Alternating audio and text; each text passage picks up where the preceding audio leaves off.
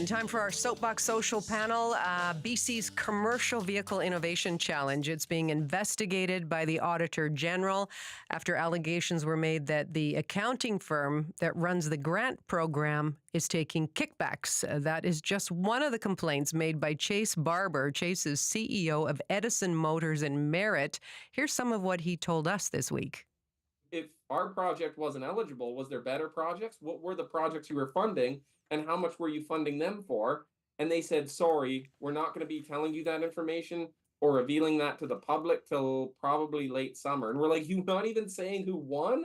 Like, at least when you bid on a government tender for a contract, you see where your bid stacked up against other bids, and you can look at how to make yourself more competitive in the future. With these grants, it's just a lot of, oh, we're not saying what else is going on, or I don't know. The whole thing is just so complicated.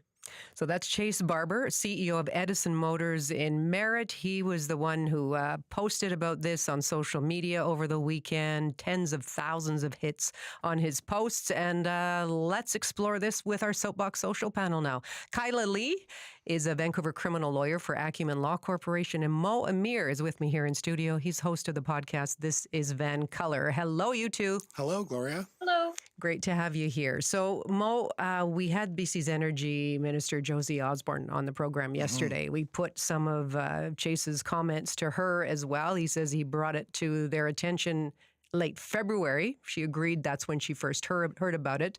She said the investigation wasn't prompted by Edison Motors going public with this on social media, rather that new information came to light over the weekend on the role of the company MNP and their administration here. So how do you see all of this in terms of how damaging this is to the NDP? Yeah, it's a really interesting turnaround, right? Because last week, I believe Thursday last week, the government basically said, no, we're not going to investigate this. There's no reason to.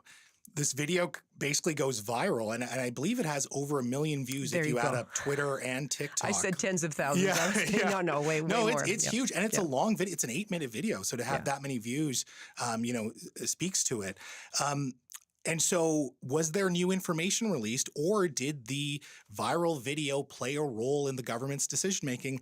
I'm going to suspect it's probably a combination of both. There was definitely a lot of public outcry, and we've seen that the BC NDP does react when the public has a very strong visceral reaction to them. So I wouldn't discount that at all, but I'm sure that Chase has many receipts of his experience. I've talked to him personally, and so I don't think this is the end of it. I think we're going to see more come out in the public. Kyla, how do you see it? And I guess what does the Auditor General need to do to get to the bottom of this now? Well, I mean, I think that this is incredibly concerning. If these allegations are true, this is a very serious, potentially significant criminal fraud that may have been committed. So, the Auditor General is going to have to do a very, very close investigation. We've seen other investigations that have been done with things that have been dealt with for government. I think most notably like the legislature spending scandal and the Plecas report. And the controversy that caused, which then led to criminal charges. And, I think that depending on what the findings are, at the end of the day, we could see something else like this. And, potentially the downfall of very significant players in the financial scene in British Columbia. Right. Well, I mean, you're using fraud.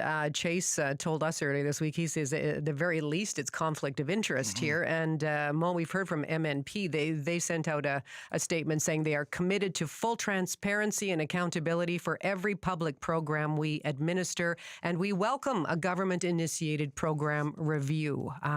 What do you think of that response? And the way the government is handling this? How many lawyers do you think wrote that response? I mean, it was very formal. They're clearly trying to cover their base in terms of their public image. But even MNP is admitting that it does engage in grant writing services while at the same time perhaps administering these grants as well, these government grants. And so when there is this crossover where you have a company that, even if they're different, even if MNP even if Edison Motors applied for one grant and that's in the process, and then MNP approached them and said, hey, we can help you with this other grant. Also, by the way, we hold your fate for the first grant that you applied for. I mean, that looks like a conflict of interest, because the subtext is, hey, unless you're our client, you're not going to get any government money. Right. Kyla, sorry. What questions still need to be answered in your view? I think in my view, the questions about why we're not being given full transparency. MMP says they're committed to full transparency, but they haven't published or made anything transparent. The government isn't releasing information about who did get the contracts or what this new information is that they've learned that's prompted them to do this investigation. And I think that really, to me, that's the big question. It's shaking my confidence in, the way that these programs are administered. And I think for anybody who's in some sort of government grant program, it also is going to shake their confidence that they're going to be given a fair shake, especially if it's a government program where MNP might be involved. I see. Okay, so this is now in the Auditor General's hands, a story obviously we're going to continue to follow. Another big story that just broke today, in fact, OJ Simpson's death. And we know that his murder trial, it was called the trial of the century at the time, certainly one of the most dramatic ones. Lawyers, they became like pop culture figures. And remember the closing arguments of Johnny Cochran. He had this iconic line. If it doesn't fit, you must acquit. So again, we're talking about the glove. Did the glove fit OJ Simpson? That image is certainly circulating today. Now, Kyla, in your view, even after OJ's death, what impact do you think that this trial had on other court cases moving forward? Oh, this had a huge impact on court cases. I think both in the United States with the, now pretty much ubiquitous televisation of court proceedings, where you see, courtroom TV shows and, court cam and shows where traffic court is being run in weird towns in New Hampshire that become incredibly popular. It turned the American justice system into a spectacle, but it had a ripple effect in other places in the world, because we in Canada looked at the spectacle that the US became and the sort of laughing stock that the trial, really made their justice system look like. And we said in Canada, we're not going to do it. And we haven't televised court proceedings in Canada. And I think that what happened in that case has continued to impact the decision making about televisation of court proceedings in Canada to this day. So it's a huge, huge ripple effect all over the world. What's that New Hampshire show? That sounds great. Yeah. I want to watch it. But Mo, I mean, Kyla's looking at this from a lawyer's perspective here, but you don't have to be a lawyer to weigh in on just the impact this case has had. Yeah, no, I mean, it's had a huge impact on pop culture, where we all obsessively watch these trials, and it becomes entertainment and escapism, despite how brutal it is, and despite, the victims that exist in it.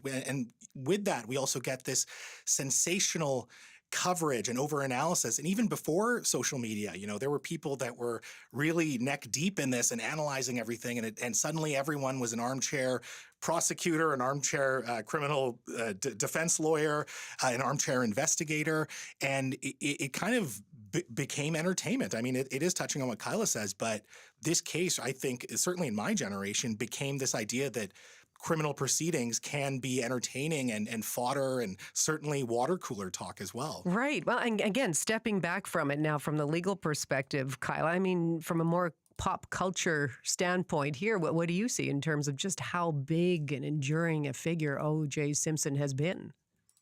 I mean, huge. Can you, it's hard to wrap your head around the fact that if OJ Simpson hadn't driven that Ford Bronco to finish listening to the game, we wouldn't have the Kardashians influencing us in pretty much all of our health and beauty decisions these days.